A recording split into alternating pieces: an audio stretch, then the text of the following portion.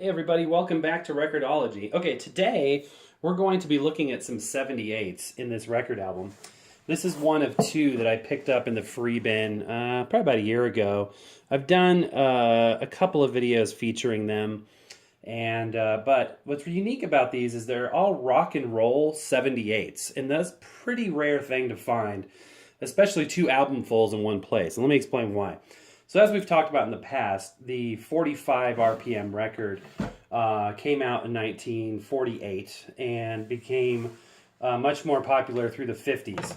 And when that happened, the 78 really started to die off. And by the late 50s, I think Elvis had recorded a couple songs that were released in 78, but by then, 57, 58, the format was pretty much dead.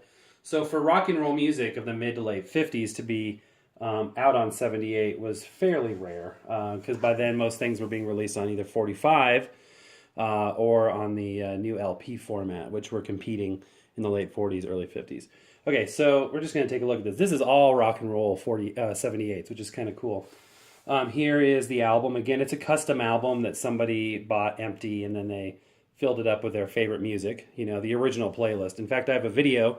I think I'll link to it if I get around to doing that, which shows you the video I did on the original playlist featuring this album and the other one. And it's obviously ripped off, so that's why I'm doing that. But yeah, if we take a look through here, you're going to see some really unique record labels. You don't see that often.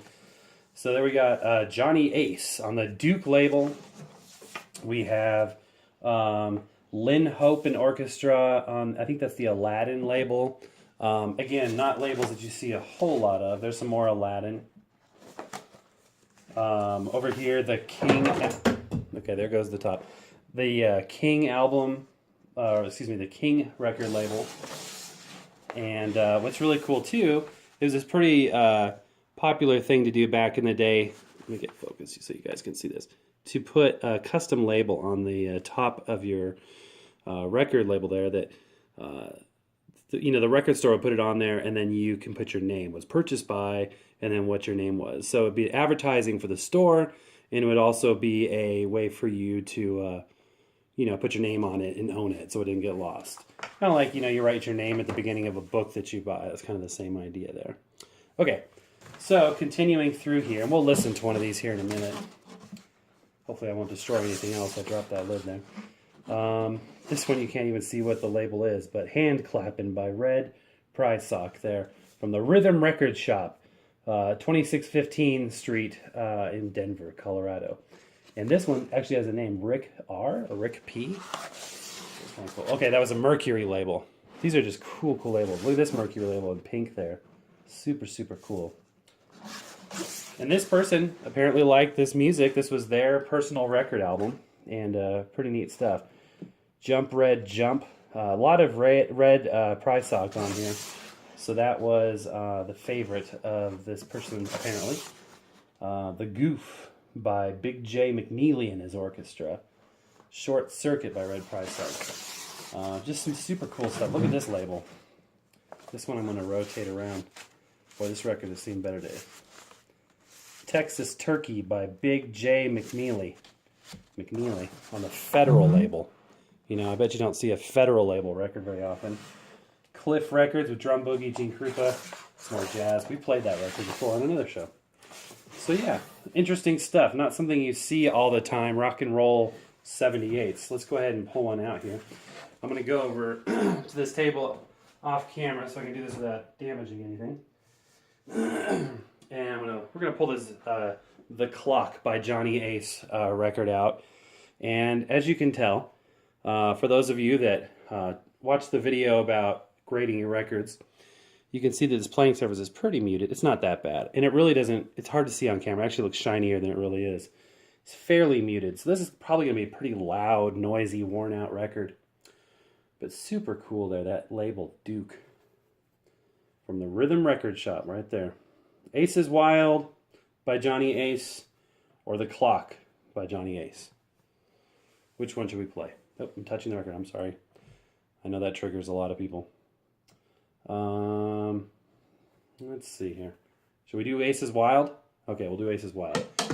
Okay, so We're using the Victrola, set it to 78, and place it on the platter.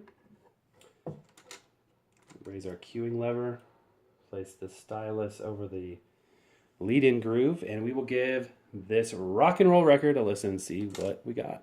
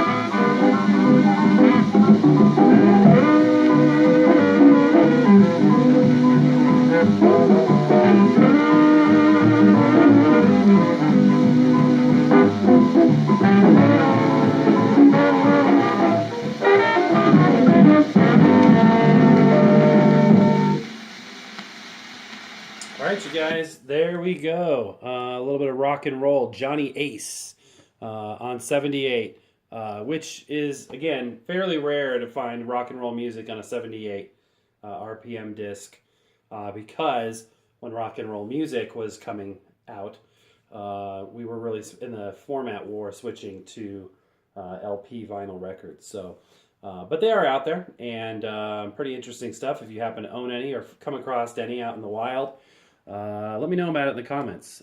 Thank you for watching, guys. I really, really appreciate you being out there. If you have any show ideas, suggestions, shoot me an email. The About tab on the YouTube page will have my email address, or you can comment. I try to stay up to date on the comments there. Try to stay engaged there. So if there's any suggestions you guys have or anything you'd like to see, let me know. Thank you for watching. Really appreciate it. Happy record hunting as always. We'll see you next time.